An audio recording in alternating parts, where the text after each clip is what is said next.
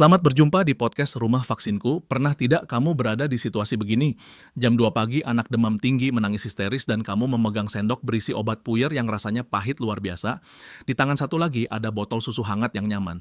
Ide itu tiba-tiba muncul di kepala, campur sajalah biar cepat selesai. Pernah? Hahaha, itu skenario klasik horor bagi setiap orang tua baru. Godaan itu nyata sekali. Kita lelah, anak rewel, dan kita cuma ingin obat itu masuk ke tubuh mereka bagaimanapun caranya. Rasanya seperti jalan pintas yang jenius kan? Tapi disitulah jebakan besarnya. Jebakan? Wah, padahal saya pikir itu solusi win-win. Anak kenyang, obat masuk, semua tidur nyenyak. Jadi kamu bilang itu sebenarnya ide buruk. Sangat buruk sayangnya.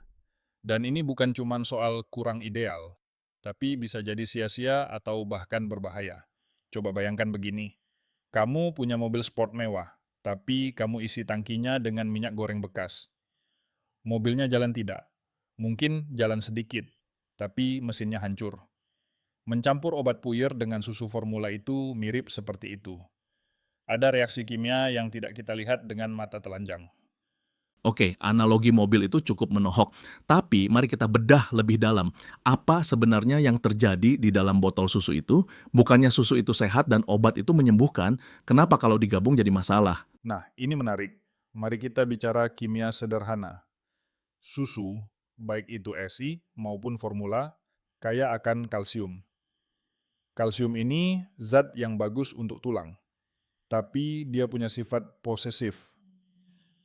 Beberapa jenis obat, terutama antibiotik golongan tertentu seperti tetrasiklin atau ciprofloxacin, punya musuh bebuyutan bernama kalsium. Saat mereka bertemu, kalsium akan mengikat zat aktif obat tersebut. Mengikat, maksudnya obatnya jadi tidak berfungsi. Tepat sekali. Istilah medisnya chelasi. Kalsium memeluk erat molekul obat itu sehingga tubuh anak tidak bisa menyerapnya. Jadi, obat itu cuma numpang lewat di usus dan keluar lagi lewat kotoran.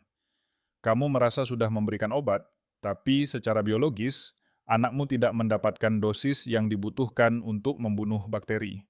Bayangkan betapa frustrasinya itu, demam tidak turun padahal obat sudah habis. Wah, itu mengerikan. Berarti kita memberikan harapan palsu pada tubuh si kecil. Tapi tunggu, itu kan antibiotik. Bagaimana kalau cuma obat demam biasa, paracetamol puyer misalnya? Tidak ada reaksi kimia seberat itu kan? Betul, tidak semua obat bereaksi se-ekstrem antibiotik dengan kalsium. Tapi ada masalah kedua, dosis. Coba jawab jujur.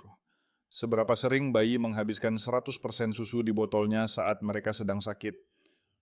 Jarang sih. Biasanya kalau sakit, nafsu makan atau minum susunya juga turun. Paling cuma diminum setengah lalu didorong botolnya. Nah, disitulah masalah matematikanya. Kalau kamu mencampur puyer ke dalam 100 ml susu, dan anakmu hanya minum 50 ml, berarti dia hanya mendapat setengah dosis obat. Obat itu tersebar di seluruh cairan susu. Kamu tidak bisa tahu bagian mana yang mengandung obat, bagian mana yang tidak. Dan kalau dosisnya kurang, penyakitnya tidak sembuh. Kalau kita paksa dia habiskan sisa susunya nanti, susunya keburu basi atau dingin. Benar. Dan jangan lupa soal suhu. Susu formula biasanya dibuat dengan air panas atau hangat, kan? Beberapa zat aktif dalam obat itu sensitif terhadap panas. Begitu kamu tuang bubuk puyer ke dalam susu yang suhunya mungkin di atas 40 atau 50 derajat Celcius, struktur kimia obatnya bisa rusak sebelum masuk ke mulut anak. Jadi, kamu merusak obatnya dua kali, lewat suhu dan lewat risiko tidak habis diminum. Oke, saya mulai paham kenapa dokter melarang ini, tapi ada satu hal lagi yang sering saya dengar dari teman-teman. Katanya, kalau dicampur susu, rasanya jadi tidak pahit. Itu mitos atau fakta? Itu mitos yang berbahaya. Faktanya, puyer itu pahitnya tajam. Susu formula rasanya manis, gurih, creamy. Kalau kamu campur, kamu tidak menghilangkan rasa pahitnya, kamu malah membuat rasa susu itu jadi aneh. Pahit-pahit tengik mungkin, dan ini memicu masalah psikologis jangka panjang yang disebut food aversion atau penolakan makanan. Penolakan makanan? Maksudnya anak jadi trauma minum susu? 100 buat kamu. Bayi itu pintar. Dia tahu benda putih di dalam botol ini adalah sumber kenyamanan. Tiba-tiba suatu hari, benda putih itu rasanya mengerikan. Otak mereka akan merekam. Susu, bahaya, tidak enak. Akibatnya, besoknya saat dia sudah sembuh dan kamu kasih susu murni yang enak, dia akan menolak. Dia mogok minum susu. Astaga, itu mimpi buruk baru. Jadi niatnya mau menyembuhkan demam, malah bikin anak mogok makan jangka panjang. Risikonya terlalu besar ya untuk sebuah kenyamanan sesaat. Sangat besar. Kita menukar kesulitan 5 menit saat meminumkan obat dengan kesulitan berminggu-minggu membujuk anak minum susu lagi. Itu biaya yang terlalu mahal. Oke, saya sudah tobat, tidak akan campur ke susu. Tapi realitanya, meminumkan puyer itu susahnya setengah mati. Anak merontak dimuntahkan lagi. Apa solusinya? Kita tidak bisa cuma bicara teori tanpa solusi praktis dong. Tentu, kuncinya ada di teknik dan media pelarut yang netral. Pertama, pelarut. Gunakan air putih biasa, sedikit saja, cukup 1 sendok teh. Atau kalau dokter mengizinkan, gunakan sirup gula sederhana atau madu. Tapi ingat, madu hanya untuk anak di atas 1 tahun ya. Air gula boleh, itu tidak merusak obat. Gula jauh lebih aman secara kimiawi dibandingkan susu. Dia tidak mengikat zat aktif obat. Tujuannya hanya menyamarkan rasa pahit. Tapi teknik pemberiannya yang lebih penting. Jangan pakai sendok kalau anaknya tipe pemberontak. Gunakan pipet atau spuit. Suntikan tanpa jarum. Ah, pipet, jadi bisa langsung ditembakkan ke tenggorokan? Jangan pernah tembak ke tenggorokan. Itu risiko tersedak tinggi sekali. Arahkan pipet ke sela-sela pipi, bagian dalam, dan gusi. Di situ tidak ada lidah, jadi sensor perasa pahitnya minim. Masukkan sedikit demi sedikit. Biarkan dia menelan secara alami. Sela pipi, oke, masuk akal. Jadi dia tidak langsung mengecap pahitnya di lidah bagian tengah ya. Betul. Dan satu lagi, ini terdengar klise tapi penting. Mindset orang tua. Anak bisa mencium bau ketakutan dan keraguan orang tuanya. Kalau kamu gemetar, ragu-ragu, dan muka kamu terlihat kasihan, anak jadi panik duluan. Kamu harus tenang, tegas, tapi lembut. Adik harus minum ini supaya sembuh. Selesai minum, langsung peluk, beri pujian, atau beri sedikit susu setelah obatnya masuk sebagai penawar rasa. Jadi susu boleh diberikan setelah obat. Boleh banget. Itu justru disarankan sebagai reward atau penetralisir rasa di lidah. Asal jangan dicampur di dalam botol yang sama. Biarkan obat bekerja dulu, baru susu masuk membilas lidahnya. Itu urutan yang benar. Luar biasa. Jadi sebenarnya ini bukan cuma soal kimia obat ya, tapi soal membangun kepercayaan antara orang tua dan anak, serta menghormati fungsi masing-masing zat. Obat ya obat, makanan ya makanan. Tepat sekali.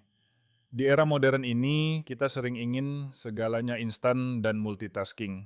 Tapi tubuh manusia, apalagi bayi, punya aturan biologis yang tidak bisa dihack sembarangan. Kesehatan itu butuh presisi. Menarik sekali kalau dipikir-pikir. Kadang kita sebagai orang tua merasa tahu jalan pintas, padahal jalan pintas itu justru menyesatkan. Kita belajar bahwa menjadi orang tua itu juga berarti menjadi ilmuwan dadakan di rumah. Harus tahu kapan harus tegas, kapan harus lembut, dan kapan harus taat pada aturan medis. Benar. Dan jangan lupa, apoteker dan dokter itu sahabat kita. Kalau puyer terlalu menyiksa, tanyakan ke dokter. Dok, ada tidak sediaan sirup yang rasanya lebih enak? Atau boleh tidak dicampur sirup pemanis? Jangan bereksperimen sendiri di dapur dengan mencampur ke susu, teh, atau jus tanpa bertanya. Pertanyaan bagus. Kita sering lupa kalau kita punya hak untuk bertanya opsi lain ke dokter. Tidak harus pasrah dengan puyer pahit ya. Betul, teknologi farmasi sudah maju. Banyak obat anak sekarang rasanya seperti permen stroberi. Jadi, jangan persulit hidup sendiri dengan puyer kalau memang ada opsi lain. Tapi kalau terpaksa puyer, ya lakukan dengan teknik yang benar tadi. Diskusi ini membuka mata sekali. Dari botol susu yang terlihat lugu, ternyata tersimpan kompleksitas kimia dan psikologi yang dalam. Intinya, jangan korbankan nutrisi, susu, dan efektivitas terapi, obat, hanya demi kemudahan sesaat. Sepakat. Hormati obat sebagai penyembuh, dan hormati susu sebagai nutrisi. Biarkan mereka bekerja di jalurnya masing-masing. Itu bentuk cinta kita yang paling logis untuk anak. Terima kasih banyak atas pencerahannya. Rasanya malam ini para orang tua bisa tidur lebih tenang atau setidaknya lebih siap menghadapi drama minum obat berikutnya dengan strategi yang benar. Sama-sama. Semoga anak-anak kita sehat selalu dan orang tuanya tetap waras. Sampai jumpa di topik berikutnya yang tak kalah menarik. Tetap kritis, tetap sehat. Jangan lupa klik like dan subscribe ke channel kami jika saudara merasa channel kami membawa banyak manfaat. Terima kasih.